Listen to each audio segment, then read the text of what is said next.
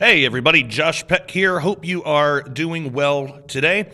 Well, we have a lot to talk about, especially concerning Bible prophecy and what is going on with Iran right now. Is it possible that this overlooked prophecy in Jeremiah about Elam might be fulfilled in our modern day today? Is that what's going on with Iran?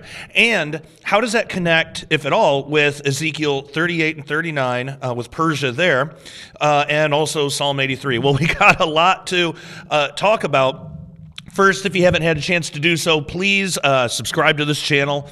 Click the bell to turn on all notifications. If you're watching on YouTube, give us a like, give us a comment, give us a share. All that engagement really does help us help get more engagement and help bring these videos. It helps convince YouTube to bring these videos to more people, which, of course, that's what we want to do. Also, as many of you know, I've been updating the studio. And I know the past couple of days, the echo in here has been really bad. I thought maybe moving the microphone a little closer to me might help with that. So let me know if that makes a difference. And I do have some more things coming to the studio that should help the echo. So as you can see, I have it all soundproof to all the walls. But the floors are hardwood. Well, they're like laminate. So I've got like a big rug coming that should help dampen some of that echo. And all else fails, I will buy some very heavy blankets and put that around my desk. They'll be off camera, but that will cut down on the echo. So, yeah, like I said, a lot to get to today. So let's start with this is Trump says massive armada is heading to Iran and warns mullahs that time is running out. This is from the New York Post. So, of course, we're going to get ads all over the place. This is why it's best to, speaking of ads, on all these websites that I do these news reports on, they're all covered with ads. If you go to dailyrenegade.com, you can actually view these videos, and the only ads that you'll ever get, YouTube puts a lot of ads. They do it automatically now, so they put a lot of ads in my videos. But at dailyrenegade.com, the only ads that you'll ever get are my own. It's just, Cornerstone, like our sponsors, maybe a book that I've written, so on and so forth. So go to dailyrenegade.com and get a membership today. Also, Substack, joshpeck.substack.com, you'll be able to read my blogs and listen to the audio-only version of all this stuff. Okay, so it says, President Trump said Wednesday that he has dispatched a massive armada toward Iran as the theocratic regime continues its bloody crackdown on its own people, with Trump warning that Middle Eastern leaders could face the same fate as Venezuela President Nicolas Maduro. And we did report on that, that they had some kind of crazy, like, sonic weapon or something, which apparently they've admitted to that they do have that. So our military has a lot more capabilities than we know of. The president demanded that Tehran agree to negotiate a fair and equitable deal regarding its nuclear program and reminded the regime that he was not afraid to use force against it last year. And we do have a story a little later about an Iran nuclear facility that apparently exploded. So that's interesting timing. We'll talk about that in a bit. But Trump posted on Truth Social, quote, "A massive armada is heading to Iran. It is moving quickly with great power, enthusiasm, and purpose. It has a large fleet headed by the great aircraft carrier Abraham Lincoln than that sent to Venezuela." So there's a picture of that. There's Trump there. Like with Venice, it is still him. This is still him talking. He says, quote, "Like with Venezuela, it is ready, willing, and able to rapidly fulfill its mission with speed and violence if necessary. Hopefully, Iran will quickly come to the table and negotiate a fair and equitable deal. No nuclear weapons," all in caps. "One that is good for all parties. Time is running out. It is truly of the essence." We've been talking about the past few days, wars and rumors of wars, and how it is literally an everyday thing. If this was the only thing I reported on, I would have plenty to report on, and I would still be able to do it every day, hence the name Daily Renegade. But that's not all I report on. We talk about a lot of different things, but it's just amazing how much the wars and rumors of wars aspect of our modern times has ramped up, which, of course, reminds us of the words of Jesus, of things to look for in the end times. So it continues, Iran's government shrugged off Trump's threat with Tehran's mission to the United Nations sniping that the, quote, last time the U.S. blundered into wars in Afghanistan and Iraq, it squandered over $7 trillion and lost more than 7,000 American lives, end quote. Also, the mission added in a post on X, quote, Iran stands ready for dialogue based on mutual respect and interest, but if pushed, it will defend itself and respond like never before. Last week, Trump claimed that he intended to send ships near Iran, but stressed that he hoped the U.S. didn't have to use them. At least over 6,000 protester deaths at the hands of the regime have been confirmed, with another over 17,000 fatalities still being verified, according to human rights activists news agency, which relies on a network of sources inside Iran. Another 41,880 people have been arrested by authorities, according to the same outlet. Meanwhile, 2 senior health officials in Iran estimated that more than 30,000 people were killed on January 8th and 9th alone, according to Time magazine. Iranian Supreme Leader Ayatollah Ali Khamenei has also acknowledged that thousands were slaughtered by the regime. Jeez. Yeah, look at all that. That's terrible. While protest activity has simmered down from earlier this month following the issuance of shoot-to-kill orders to the notorious Islamic Revolutionary Guard Corps, Iran has maintained internet disruptions and other repressive measures to undercut demonstrators. The anti-regime protests that swept nearly every major city in Iran beginning December 28th has been driven by frustrations with the country's currency depreciation, inflation, and other domestic woes.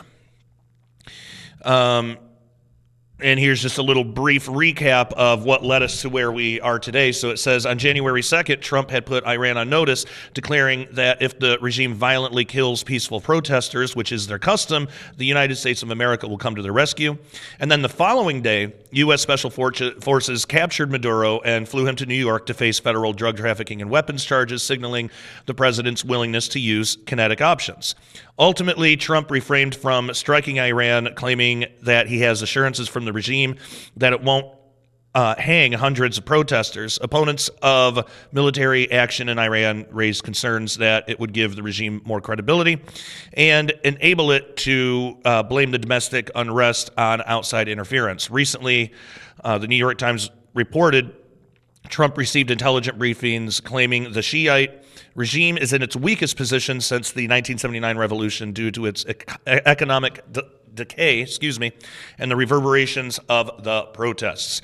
All right, so that's just a kind of a brief rundown of what got us here today. There's a couple other stories that are really interesting that we definitely need to discuss before getting into the prophetic stuff, because all this lays the groundwork of what are we saying? Is this prophetic? Do we find this in Bible prophecy? And there's some really interesting possibilities with that. We've talked a lot about Ezekiel 38 and 39 on here, and we're going to briefly get into that. But what we haven't talked a lot about is Jeremiah 49 and possibly even Psalm 83. So we are going to get into all that. But first, I have to tell you about Cornerstone, because the economy is insane and silver prices are doing some very interesting things. So check this out. Hey everyone.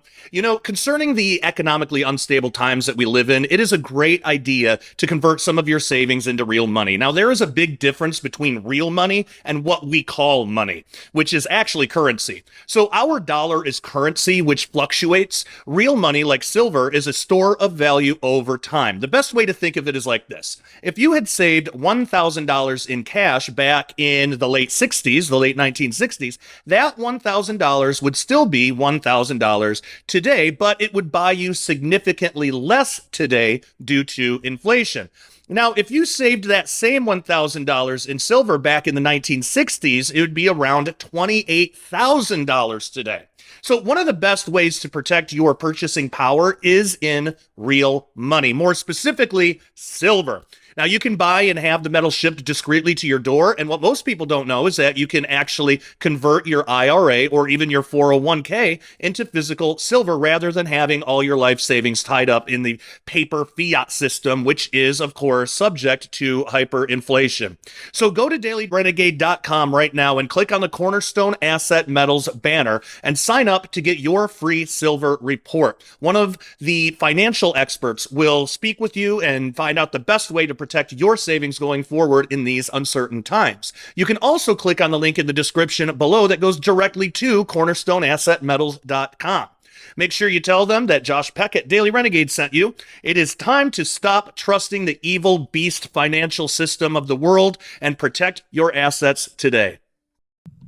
All right, we are back. Thank you for checking that out. Yeah, as I've said before, we're trying new things with the studio, trying to get it to sound as good as we can and look as good as we can. I did get some decorative type things. I got a couple of prints that we'll be able to put on the back walls there, and I got some stuff for the desk on the way. All that's just decorative, and that's nothing really super important, but really what we want to do is take care of the sound. Also, you'll probably notice I'm wearing a jacket today. I don't usually do that. I might continue that. I don't know. The main reason I'm doing it today is, like I've said before, I do Daily Renegade stuff, but my main job is I have a 9 to 5 at Prophecy Watchers. So with that's 9 to 5. I work at Prophecy Watchers. I get 1 hour, lunch, but I don't typically eat lunch. So usually, I'll record Daily Renegade stuff in that time. But then sometimes I get up early and I'm able to get out here before 9 to do Daily Renegade stuff. I tend to not like to go later than 5 just because it's family time, and same with weekends. I try to save that for family time. It's really important. But sometimes I can get out here early, and sometimes I forget to turn the heater on before I get out here. Like ideally, I don't want to leave it on all the time because that would run up our electric bill, but ideally I would come and turn the heater on and then go back inside the house for a little bit while it warms up. And I just forgot. I was too excited, I guess, to get out here and record some stuff. But so that's what's with the jacket. I don't know. Maybe I'll keep it. Maybe I'll keep wearing that. Don't know. But anyway, that's what that's all about. But with the sound, with the decor that we're going to get, of course, when all that stuff, I'd love to know your thoughts because you guys are the ones that have to listen to and watch this. So of course, I'm interested always to know what you think. Okay, so let's get back into this. So this is from the most important news, and the headline is Iran threatens to sink the USS Abraham Lincoln as the Middle East edges closer to a cataclysmic showdown. Again, talk about wars and rumors of wars, but it says the United States has gathered more firepower in the Middle East than we have ever seen. It exceeds anything that we witnessed during Operation Desert Storm. It exceeds anything that we witnessed during the war in Afghanistan, and it exceeds anything that we witnessed during the war in Iraq. That doesn't necessarily mean that war is imminent. President Trump could ultimately decide not to pull the trigger, but without a doubt, at this moment, we are exceedingly close to a cataclysmic showdown in the Middle East. It is being reported that the USS Abraham Lincoln has officially arrived in the Middle East. So we got an explanation of that here. Then it says, some of us have been carefully tracking the movements of the USS Abraham Lincoln in recent days. One of the protests in Iran got really crazy. This carrier was redeployed from the Indian Ocean and has a maximum capacity of 90 aircraft. So there's a quote there. And again, with some of these articles, I don't want to read the entire thing. Some of them I do, but some of them I don't want to read the entire thing. Some of them are long, and I just want to get to the point for you guys. So that's why I skip things sometimes. But and also we got a lot of prophecy stuff to get to later, and I want to make sure we have enough time for that. But continuing on, it says it is being accompanied by 3 guided missile destroyers that are fully loaded with Tomahawk cruise missiles. This battle is just the latest addition in the growing amount of firepower that the U.S. has accumulated in that region. If the U.S. attacks Iran, the Iranians have already warned that the USS Abraham Lincoln will be a primary target. In fact, the Iranians just released a shocking video that simulates what it would look like if an Iranian ballistic missile were to destroy the carrier. And it says here that in this propaganda video that the simulation shows how Iran's Fatah ballistic missile could split the USS Abraham Lincoln in two in a potential conflict with the U.S. as the carrier strike group enters the Mideast. So it goes on to say they are openly threatening to sink the Abraham Lincoln, and it appears they have the ability to do that. In addition to the various missiles that they possess, the Iranians could also potentially use drones. So there's some explanation of that there. One drone would not be a problem for the Abraham Lincoln, but if the Iranians sent hundreds of drones at the Abraham Lincoln all at once, the ship's defenses could be overwhelmed. In addition to missiles and drones, the Iranians also possess large numbers of small attack vessels.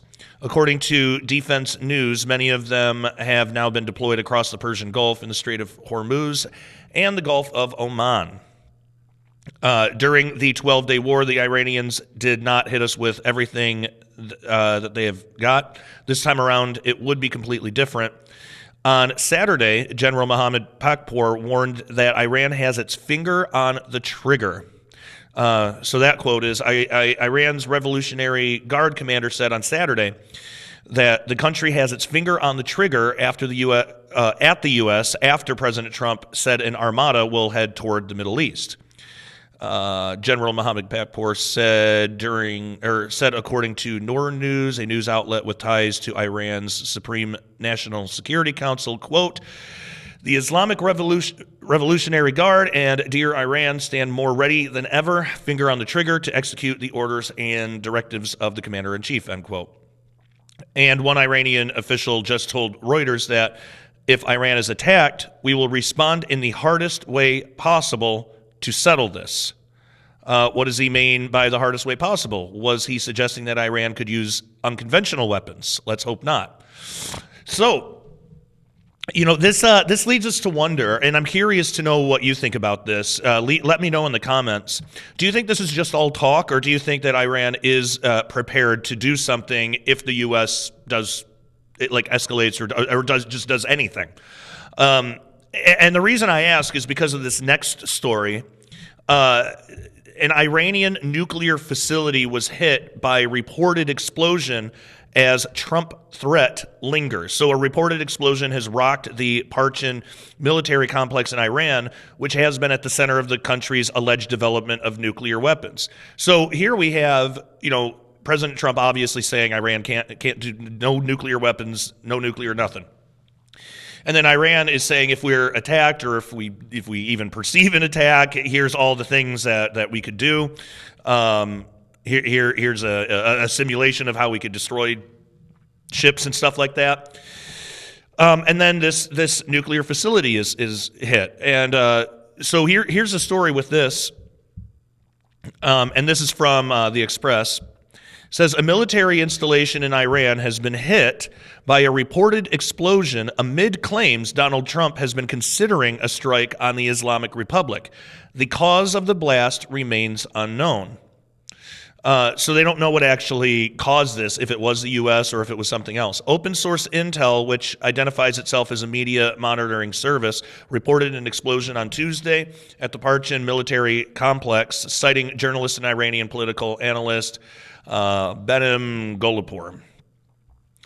The unverified report of an explosion arrived, so keep that in mind too, take it with a grain of salt, it's unverified, but the unverified report of an explosion arrives during a period of escalating tensions in the Middle East, where a U.S. aircraft carrier group is deployed to spearhead any American military action in response to Iran's violent suppression of nationwide protests. The development of the USS Abraham Lincoln aircraft carrier and its accompanying guided missile destroyers equips the U.S. with the capability to conduct strikes on Iran. So even though it's unverified, it still falls into that category of wars and rumors of wars. This might be a rumor. This might get verified at some point.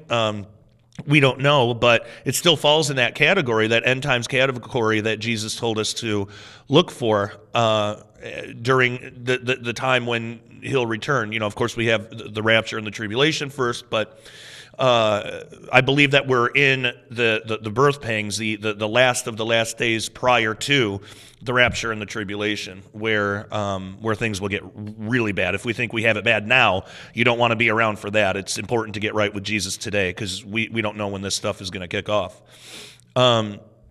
So it says Gulf Arab nations have already indicated their intention to remain neutral in any potential attack, despite hosting American military forces. The Parchin military installation has been central to Iran's suspected pursuit of nuclear weapons capabilities. The site was reportedly hit in Israeli airstrikes in June last year as part of broader operations targeting Iran's nuclear and missile infrastructure, reports the Express. U.S. President Trump recently issued warnings of military intervention over the deaths of peaceful demonstrators, Tehran conducting mass executions following the nationwide protests. All right, so we already know all that. So, so we don't know where this is all going to lead. But again, we ultimately know that Jesus is in control of all this. And that's the main point to get across. While the world does seem chaotic, and of course it is, because we have an enemy as well. We have a spiritual enemy. While the world seems incredibly chaotic, we know that ultimately Jesus is in control, God is in control. And the prophecies that we're going to look at in a minute that could possibly relate to all of this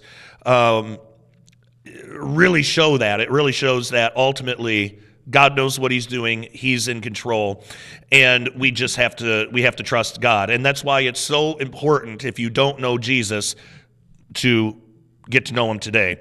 And it's not a salvation by works thing. You can't be good enough to enter into heaven, because you're comparing yourself against a completely holy and perfect God. Your works alone, your works at all, are not going to get you there. That's not what salvation is. Salvation is by accepting Jesus' free gift, God's free gift to you, that he paid for on the cross. He died on the cross for you, but he also showed how he has conquered death through his resurrection.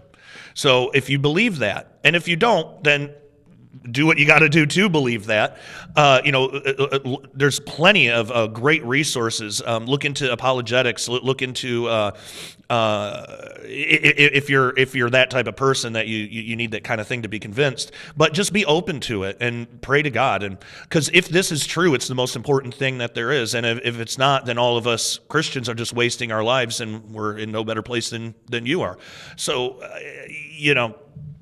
It's just really, really important, and you don't want to risk your eternity. You don't want to gamble your eternity on the idea that there's nothing out there, that all of this physical reality just spontaneously created itself somehow, which is by nature's own laws physically impossible. You don't want to take a gamble on that. You want to get right with Christ. You want to accept his free gift, because he does love you. He proved it on the cross. And he does want to have a relationship with you. And again, it's not about just doing good works. It's about accepting his free gift, believing in him, and then what comes after that is your relationship with Jesus, which will result in good works, I guess. It'll result in that, but that's not the essence of your salvation. The essence of your salvation is faith. And so, accept that gift, because time's running short. And man, this is why I focus so much on Bible prophecy. If you ever need any proof that the Bible is true, look into Bible prophecy. Look into all of the things that have been fulfilled 100%. And these are not just really broad stroke, really generalized, like Nostradamus types of predictions where anything can mean anything. That's also why I hold to a literal interpretation of the Bible, a seriously literal. And I don't mean that there's not poetry in there. There's poetry, there's allegory, there's metaphor, but when there is in the Bible, it's obvious, just like any other serious piece of writing. The Bible's not trying to trick you. If it says a certain thing is a certain way, then it is. And that's held up to the test of time over 2,000 years, and it hasn't been disproven. And the 2,000 years, we're just talking about the New Testament with that. It's even longer with the Old. But look into those prophecies and see how accurate they are. Look into Daniel's prophecy, and then ask yourself the question: well, if all of these past prophecies were fulfilled literally, and they are, doesn't that stand to reason that future prophecies will be fulfilled literally as well? So we don't need to get into metaphorical, allegorical things and say that, well, this really means that, and all of this was fulfilled, however long ago. The only way to really do that is to make the Bible mean something that it's not saying, and we've talked a lot about that on this channel. One of the major ones that I did recently was on Satan's little season, that whole heresy, which I have a couple of videos on that, but I did a sharpening report on it. That's the main one that you want to watch if you've missed it. But there are a lot of deceptive people that want to turn the Bible into their own, they want to make their own beliefs out of it. And when you do that, you get outside of the simple, plain truth of the Bible. The simple, plain truth of the Bible is very beautiful. It's very easy. A child can understand it. And even if you don't get every little aspect of it right away, that's part of the growth. That's part of the edification that comes, the sanctification. That's part of what comes after you get saved. It's a part of your relationship with Jesus. You'll grow in knowledge. You'll grow in wisdom. Again, that does not provide you salvation. That's just a natural consequence, a natural offshoot. What happens when you get saved? That stuff will happen. But again, time's getting short, so now's the time to get right with Jesus, and now's the time to start looking into prophecies. But before we look into these really interesting prophecies, and by the way, I think all three of these are in the Old Testament that we're going to look at. We're going to look at Jeremiah 49, which talks about Elam, and that's really interesting. We're going to talk about Psalm 83 and Ezekiel 38, and I'm going to show you an article that kind of ties all these together and shows the similarities, the differences, because all of these revolve around Iran to some point. And could this explain what is going on with Iran right now? So before we get to that, though, I have to tell you about my Substack. So here you go. I have just started a Substack. What is a Substack, you might ask? It is a place that contains early access to audio-only podcast versions of full Daily Renegade videos, plus my personal blog, which includes original articles, show notes, interview transcripts, and so much more. This is the only place to get this amazing resource, and it is not available to the general public. Adding a subscription to my Substack to your Daily Renegade membership will ensure that you have full access to every format of everything that I do. So head on over to joshpeck.substack.com or click on the link in the description below to join up now for only $5 a month or $50 a year. And if you can do it, I suggest doing the $50 a year because it's cheaper in the long run, and essentially you get 2 months for free. So I cannot wait to see you there. Take care and God bless. All right. Thank you so much for checking that out. All of the links, by the way, to all of the stuff that I'm talking about is in the description below. Lots of great stuff there. So let's get into some Bible prophecy here and see if we can figure out if any of this stuff relates to today or the very near future. I think probably some of it does. So let's start in Jeremiah 49, which we haven't really talked a whole lot about on this channel, but I'm interested in it because there's like anything, there's always going to be differing viewpoints. Was this fulfilled a long time ago? Is it still a future thing? And I have a really interesting article that I want to go through in detail to kind of help get our heads around this. And this is why I said before the Substack break, it's okay that you don't know everything all at once. You're not going to. The main thing, and none of that's salvation. The main thing to get saved is just to know Jesus and to accept his gift of salvation. That's all it is. Your works, your knowledge, your wisdom, none of that's going to save you. It's ultimately just accepting Jesus' free gift of salvation. But anyway, so this is Jeremiah 49. We're going to start in 34. This is judgment on Elam, which, as we'll see in a little bit, is in Iran, modern-day Iran. This is what it was called back then, during Jeremiah's day. It says, the word of the Lord that came to Jeremiah the prophet against Elam in the beginning of the reign of Zedekiah, king of Judah, saying, thus says the Lord of hosts, behold, I will break the bow of Elam, the foremost of their might. Against Elam I will bring the four winds from the four quarters of heaven and scatter them toward all those winds. There shall be no nations where the outcasts of Elam will not go, for I will cause Elam to be dismayed before their enemies and before those who seek their life. I will bring disaster upon them, my fierce anger, says the Lord, and I will send the sword after them until I have consumed them. I will set my throne in Elam and will destroy from there the kings and the princes, says the Lord. But it shall come to pass in the latter days I will bring back the captives of Elam, says the Lord. Okay, so keep that in mind. We're going to go through two more because this article kind of brings these all together, but we need to know the passages to have the context for this article. So Psalm 83, let's look at that. We'll just read the whole thing. So it says it's a prayer to frustrate conspiracy against Israel. So and keep in mind, these like headings and stuff, these weren't in the original text. These were added later. But anyway, 83, this is Psalm 83, we'll read the whole chapter. So starting in verse 1, do not keep silent, O God, do not hold your peace, do not be still, O God. For behold, your enemies make a tumult, and those who hate you have lifted up their head. They have taken crafty counsel against your people and consulted together against your sheltered ones. They have said, come and let us cut them off from being a nation, that the name of Israel may be remembered no more. That sounds familiar, doesn't it? It sounds a lot like today. And of course, again, there's debate on if this is future, if this has already happened. But there's also the birth pang aspect. There are times where things are fulfilled in a certain way, and then there's a future fulfillment that carries it further. But continuing on in verse 5, they have consulted together with one consent. They form a confederacy against you. The tents of Edom and the Ishmaelites, Moab and the Hagarites, Gebal, Ammon, and Amalek, Philistia, with the inhabitants of Tyre. Assyria is also joined with them. They have helped the children of Lot. Selah. Deal with them as with Midian, as with Sisera, as with Jabin at the brook Kishon, who perished at Endor, who became as refuse on the earth.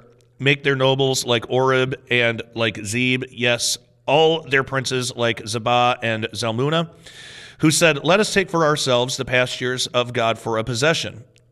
Oh my God, make them like a whirling dust, like the chaff before the wind, as the fire burns the woods, and as the flame sets the mountains on fire, so pursue them with your tempest and frighten them with your storm. Fill their faces with shame, that they may seek your name, O Lord. Let them be confounded and dismayed forever. Yes, let them be put to shame and perish, that they may know that you, whose name alone is the Lord, are the most high over all the earth. All right, so that is Psalm 83. Now let's look at Ezekiel 38. We're not going to read the entire chapter. It's really long, but just mainly this first part here, because this mentions Iran as well, but by a different name. So it says, now the word of the Lord came to me. This is in Ezekiel. This is Ezekiel 38, starting in verse 1. Now the word of the Lord came to me, saying, Son of man, set your face against Gog, the land of Magog, the prince of Rosh, Meshech, and Tubal, and prophesy against him, and say, Thus says the Lord, Behold, I am against you, O Gog, the prince of Rosh, Meshech, and Tubal. I will turn you around, put hooks in your jaws, and lead you out with all your army horses and horsemen, all splendidly clothed, a great company with bucklers and shields, all of them handling swords. Persia, Ethiopia, and Libya are with them, all of them with shield and helmet, Gomer and all its troops, the house of Togarmah, from the far north, and all its troops, many people are with you. Okay, so in verse 5 here where it says Persia, that's also Iran. So we have two different names here. You have Elam, and then we have Persia, and we have these three passages. And notice what I mentioned before too. In all three of these passages, we see that God is ultimately in control, and that ultimately for us today, because I've heard people say like there's just so much bad news. It's so hard to even be happy or excited about anything anymore. Well, don't let the enemy do that to you. All of this stuff, you don't have to have a responsibility that you take upon yourself to get super depressed and down about all the things that are happening in the world. Remember, Jesus says, like, basically, and this is a paraphrase, but like, don't worry, these things are supposed to happen. They're going to happen. But ultimately, when you read through these verses, when you read through these passages, God is in control.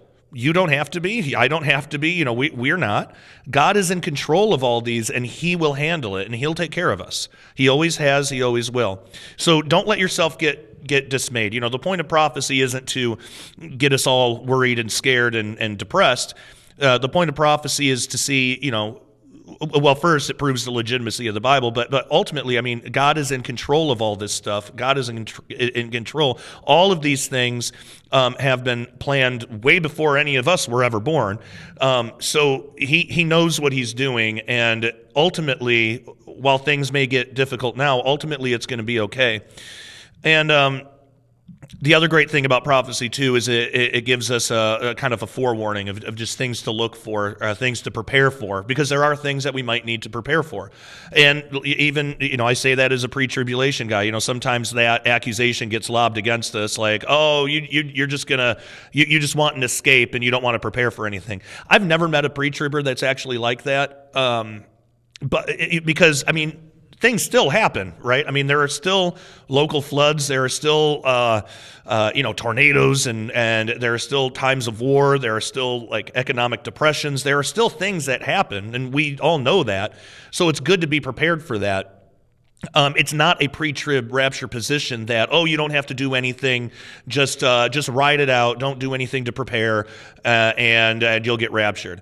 That's not the case, because things still happen. I've always said, like, it's good to have some emergency food, some emergency supplies, guns and ammunition, and things like that. It's always good to have that kind of stuff just in case.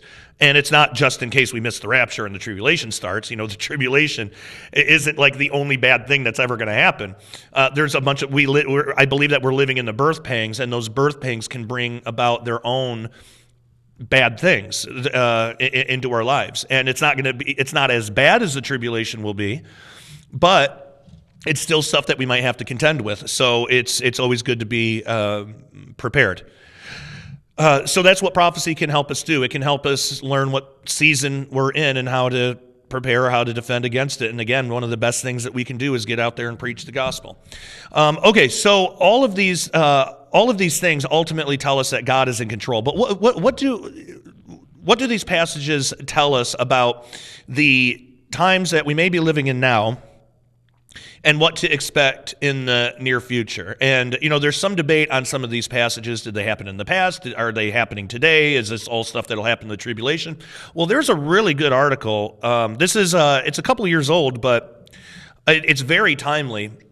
This is from prophecywatchers.com, which, by the way, if you want a wealth of knowledge on just prophecy type of topics, check out prophecywatchers.com and just click on articles. There are so many free articles there that explain so much about Bible prophecy, and it's solid. It's solid stuff. This was written by Bill Salas back in 2020, but all of this information is still extremely relevant today, possibly more today than it was when it was first written. So let's go through this. So again, this is from Prophecy Watchers, but it says, according to a long-forgotten prophecy that is recently being rediscovered, Iran appears to be the subject of two differing end-time prophecies. One prophecy is described in Jeremiah 49:34 through 39 concerning ancient Elam. That was the very first passage that we looked at before getting to this article. And the other is in Ezekiel 38 regarding Persia. That was the third one that we looked at. And we looked at Psalm 83 in between there because this article mentions that as well. This article denotes the differences between Jeremiah 49 and Ezekiel 38. Several of these dissimilarities are substantial, which suggests that Jeremiah and Ezekiel are not describing the same prophetic event. Very interesting. Jeremiah issues his prophecies concerning Elam about 596 BC. Jeremiah wrote about Elam about a decade before his contemporary Ezekiel prophesied about Persia in Ezekiel 38:5. Ezekiel's ministry spanned between 595 and 573 BC. Modern-day Iran is comprised of ancient Elam and Persia. Ezekiel was familiar with Elam according to Ezekiel 32:24 through 25, but he did not include Elam in the lineup of invaders in Ezekiel 38. As the remainder of this article points out, Elam was probably intentionally omitted because it is the subject of its own distinctly different prophecy outlined by Jeremiah. See, this stuff is really, really interesting to me, how all of these things fit together. And that's what I love about Bible prophecy. It does kind of, to just get to just get the big ideas, it's pretty simple. But if you really want to drill down and see how all these puzzle pieces fit together, it's just so interesting. And it can be a lot of fun, too. So the event, this goes on. The events described in Jeremiah 49 take place inside of the borders of Iran. Jeremiah 49:35 informs that Iran is struck at the foremost of its might, and this causes Iranian refugees to seek exile outside of their homeland. Now, I'm wondering, is it possible, and I'm just kind of thinking out loud here, but is it possible that Jeremiah 49:34 through 39 happens first, and then later on we get Ezekiel, and maybe Elam isn't described because they've already been dispersed in some way? Or is it possible that already happened? I don't know. Let's continue on. Jeremiah 49:36 predicts that the four winds from the four quarters of heaven will be brought against Elam. Jeremiah 49:37 declares that the disaster comes upon the Iranians. Jeremiah 49:38 informs that the Lord will set his throne in Elam. These prophecies are geographically specific. They must occur within the borders of Elam, which is the central western region of modern-day Iran. Let me give myself a little bookmark here, because I think there's a map somewhere down here. Yeah, where is it? Way down here. Was that it? Here we go. Okay, so this is Iran here. This here is where ancient Elam is located, and this is Persia here. So that kind of gives you an idea of where these things are situated. So let me go back up here. We'll continue where we left off.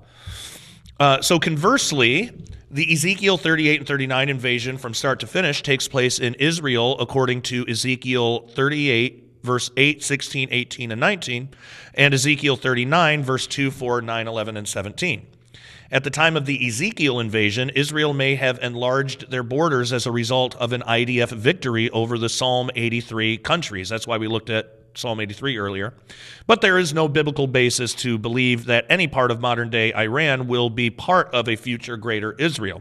The map below depicts Israel before and after their expansion. Ultimately, in the Messianic kingdom, Israel will exist between the Nile and Euphrates River, as per Genesis 15:18. So this is present Israel now, or,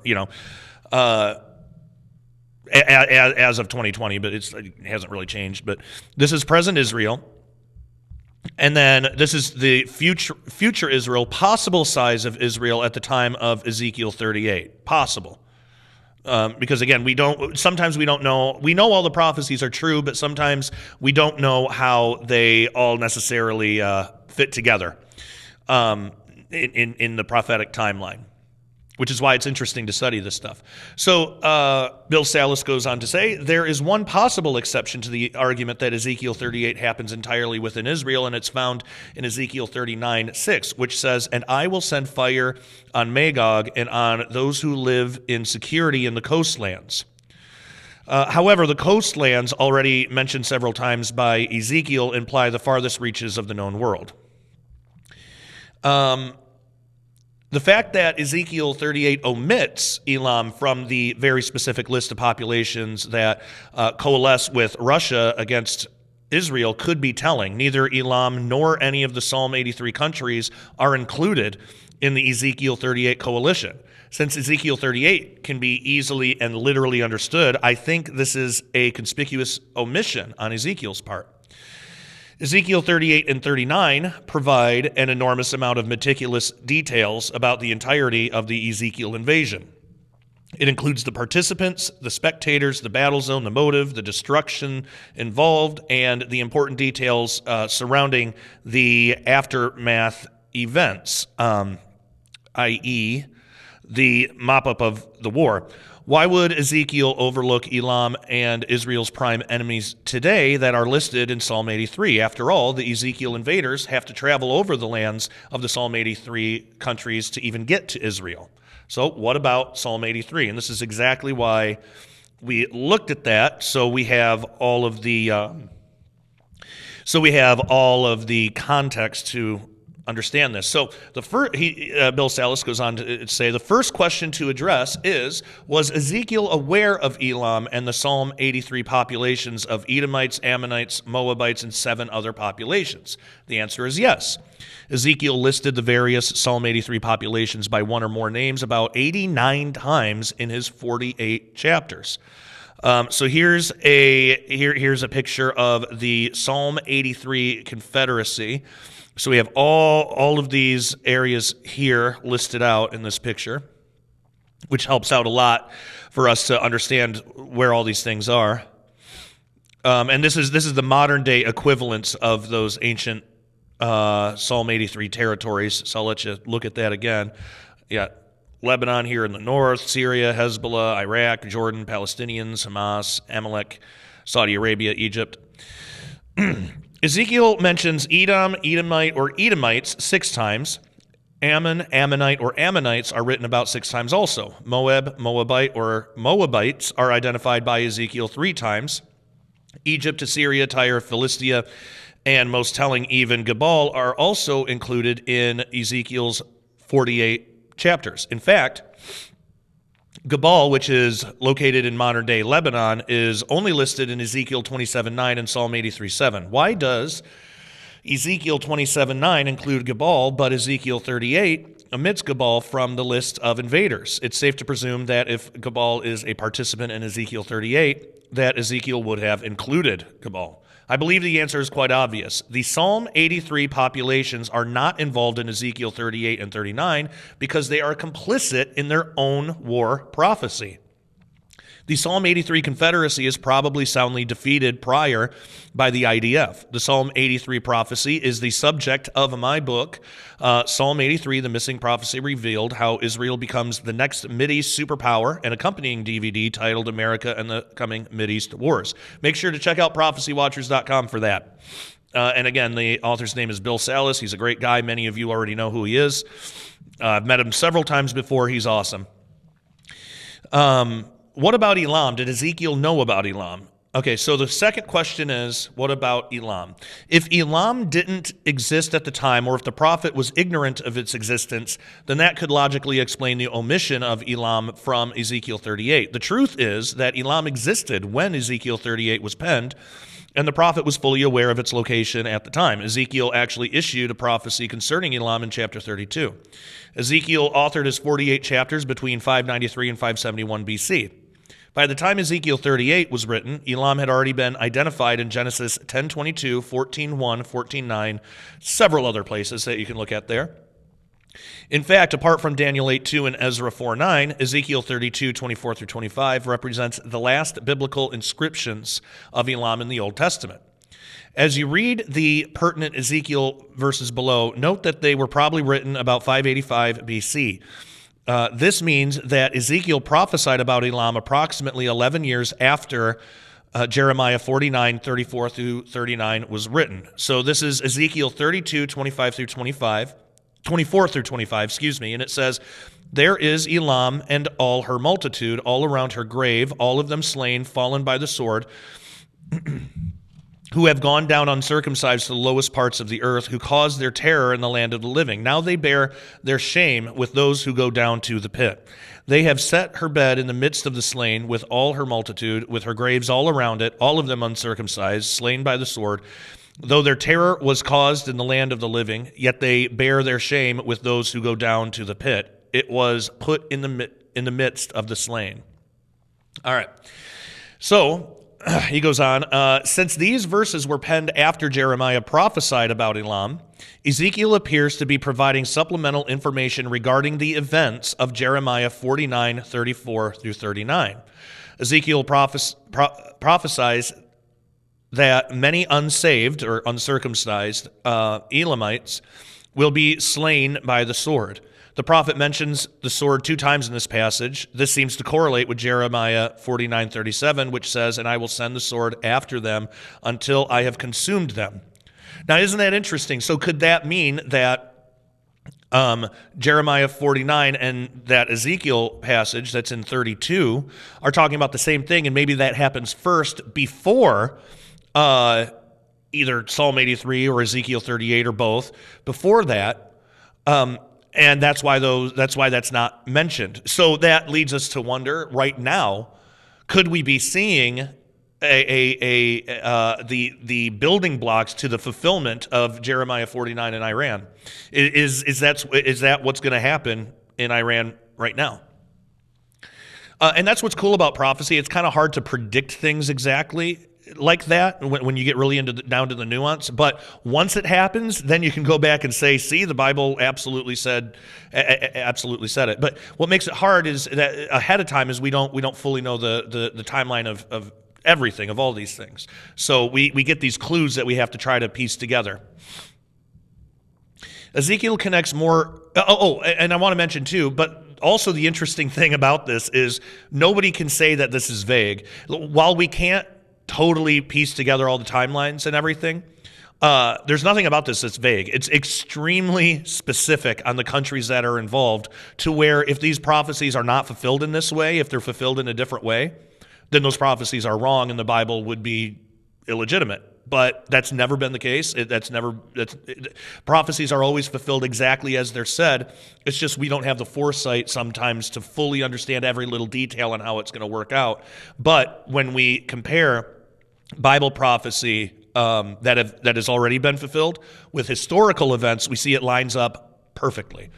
So that's a really amazing thing about Bible prophecy that literally no other religion or any other text has going for it. Where'd we leave off? This seems to correlate. Yeah, okay. So Ezekiel connects more prophetic dots by acknowledging that Elam is guilty of causing terror in the land of the living. The prophet also mentions this fact 2 times in these verses. Iran is notably the world's foremost sponsor of international terror. Below is a quote from the Council on Foreign Relations website. Quote, the U.S. State Department considers Iran the world's most active state sponsor of terrorism. U.S. officials say Iran provides funding, weapons, training, and sanctuary to numerous terrorist groups, most notably in Iraq, Afghanistan, and Lebanon, posing a security concern to the international community. All right, the Meshach and Tubal clue. So it goes on to say, this next section continues to answer the questions as to whether Ezekiel intentionally omitted Elam from Ezekiel 38 and 39. It has already been shown that Ezekiel was familiar with Elam, but there is more to consider concerning his omission of Elam. The conclusive clue for me is contained in Ezekiel's multiple references of Meshach and Tubal. Ezekiel writes about this dynamic duo in Ezekiel 32, 26 through 28, and 38, 2 through 3, 39, 1. So you see here a picture. It says Ezekiel 38, Magog invasion, omits Elam. Got Magog there, Gomer, Phut, Libya, Cush. Some of this is kind of hard to see, but Togarmah. And then here is Meshach and Tubal right there. And there's Israel for reference. And there's no Persia in Ezekiel 32. So it says Ezekiel 32, 1 through 32 identifies 7 significant populations among the slain. These peoples are listed in the order of Egypt, Assyria, Elam, Meshach, Tubal, Edom, and Sidon. It's important to notice that Persia is not listed anywhere in Ezekiel 32. Iran was primarily identified by the Western world as Persia until 1935. Modern-day Iran is included in Ezekiel 32, but only under the banner of Elam. Very interesting. So it seems like maybe a change is coming. With the exceptions of Meshech and Tubal, Ezekiel 38 and 39 provides a lengthy list of entirely different populations than Ezekiel 32. So again, that makes you wonder what happened in between there, and are we seeing that occurring today? These two peoples from Meshech and Tubal are alluded to in both Ezekiel 32 and 38. Ezekiel 38 and 39 includes Magog, Rosh, Meshech, Tubal, Persia, Ethiopia, Libya, Gomer, and Togarmah. These 9 comprise the Ezekiel invaders. A possible list of the modern-day identities of the Ezekiel invaders are displayed with the red lines on the Ezekiel 38 image. Notice that Elam is not listed anywhere in Ezekiel 38. So here that is again, and those are those red lines. You can look at that for yourself if you need to pause the video.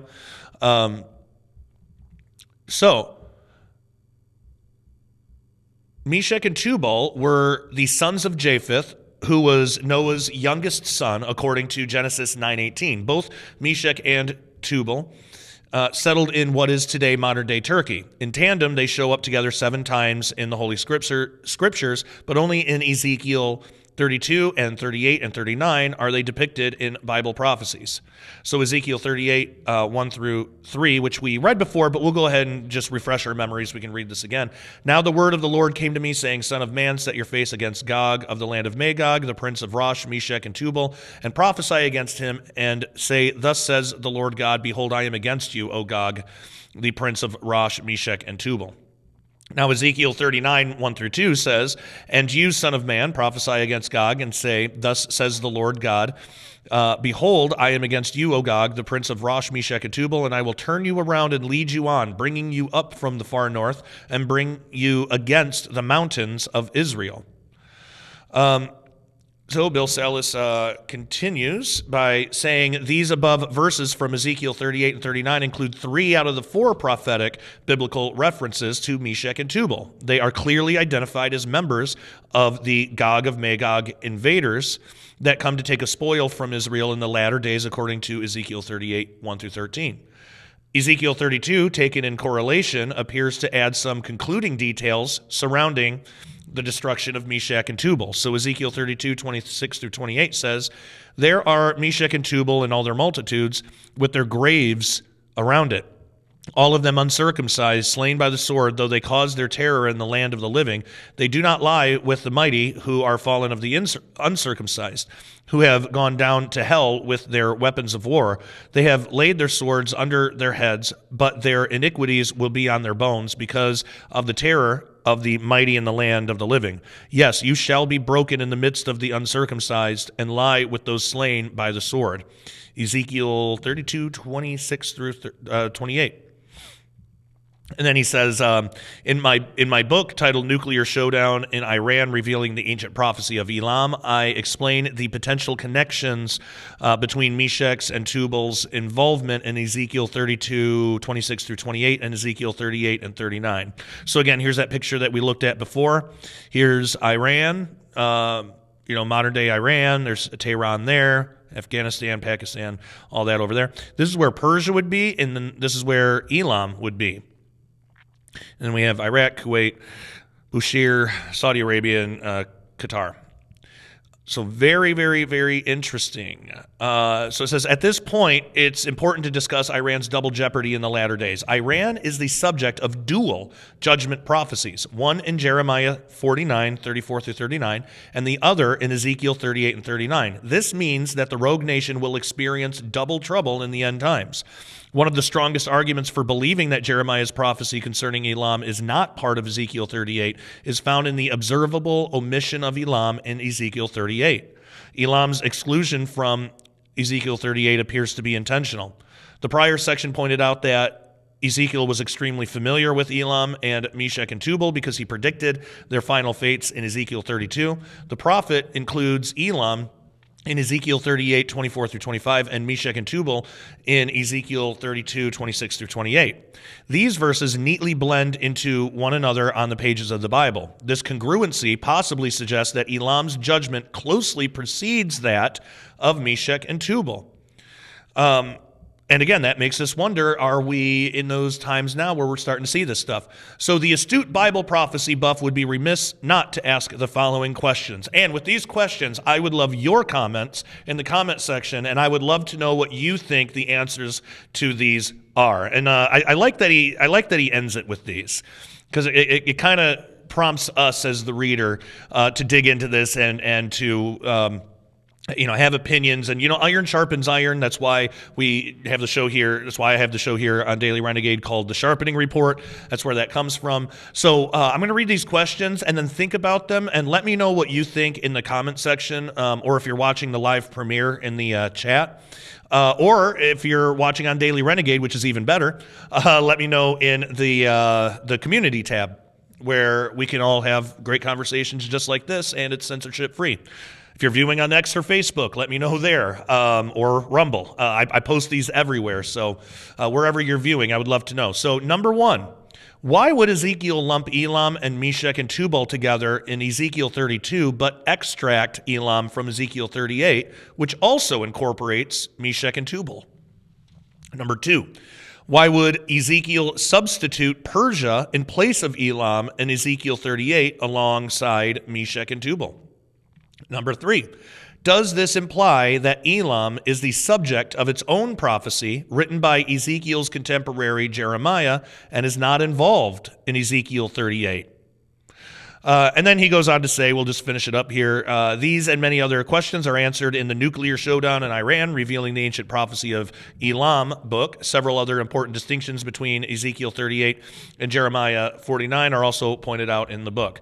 So look for that at prophecywatchers.com and check out their articles. So yeah, I want to know what you think about all of that. It seems like, and we haven't talked, like I said, we haven't really talked about Jeremiah 49, especially the last part that talks about Elam in Iran a whole lot, but it seems like that is heating up. It seems like that is what's going on. At least I think that's a strong possibility.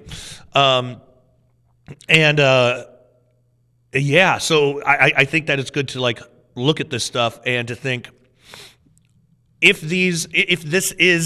what we're seeing now is the setup for Jeremiah 49, what can we expect? Well, it seems like it's not looking good for Iran. It seems like it's going to be really, really bad for Iran. And again, ultimately, God's behind the whole thing. So again, I want to know what you all think about this, and that is really perfect timing because I have got to get to work. So this has been great. Always enjoy doing these videos, spending more time with you. And again, let me know what you think of the format of this. Let me know if the sound's any better. Again, there is a solution if I just cannot get rid of the echo. There's these big, heavy sound dampening blankets that I can get and just hang around, and that'll knock it out. I'm hoping to not have to do that, but if we have to, that's what we'll do, so not a big deal.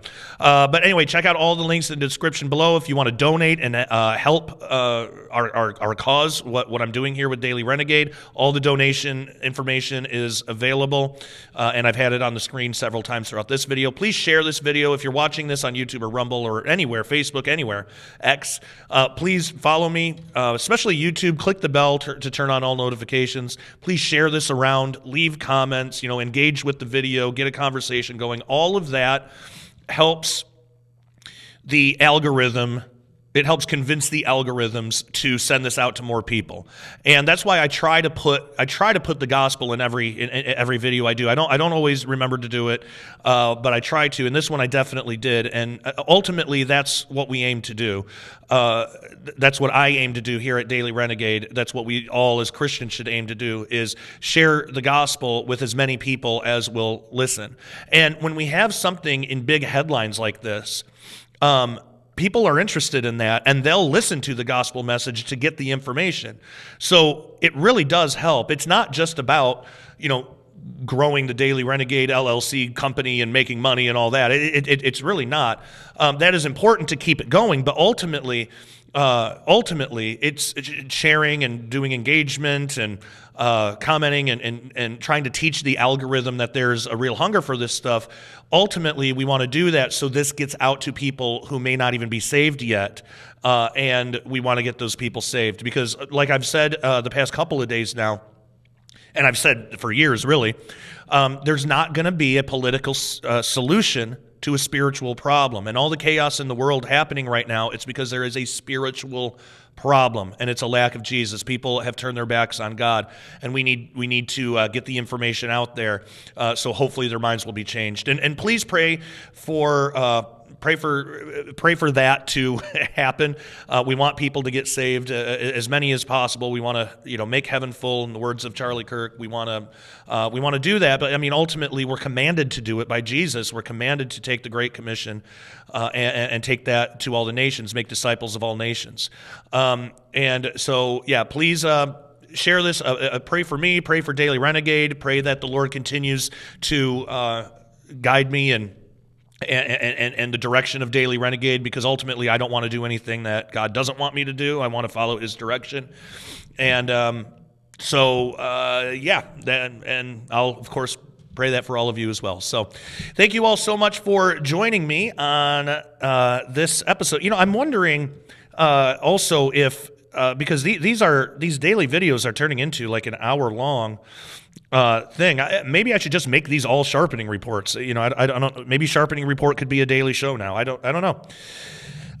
But anyway, I'd like to know your thoughts. So excited to read your comments. Thank you so much. And until next time, love you all. Take care and God bless. If you are a Bible-believing Christian who opposes the kingdom of darkness trying to run the world right now, then you are a renegade to the satanic system. We here at Daily Renegade wear that badge proudly. So if you're a renegade as well, head on over to dailyrenegade.com right now and get a membership today. You'll get our full catalog of Sharpening Report episodes and Daily Renegade update videos on topics such as Bible prophecy, science, technology, the Nephilim, aliens, and so much more. All of our episodes at Daily Renegade are early access, so as a member, you'll get the videos before anyone else does. Daily Renegade also offers videos not available anywhere else due to social media censorship. We also have a community page only for members where we can all fellowship together without fear of censorship. It's basically the best of Facebook and YouTube rolled into one without any of the garbage. Memberships are only $10 a month or $100 a year, and if you can do it, I suggest getting the $100 a year because it's cheaper in the long run, and essentially you get 2 months for free that way. So come join our family of renegades at dailyrenegade.com right now. The link is in the description below, and we'll see you there.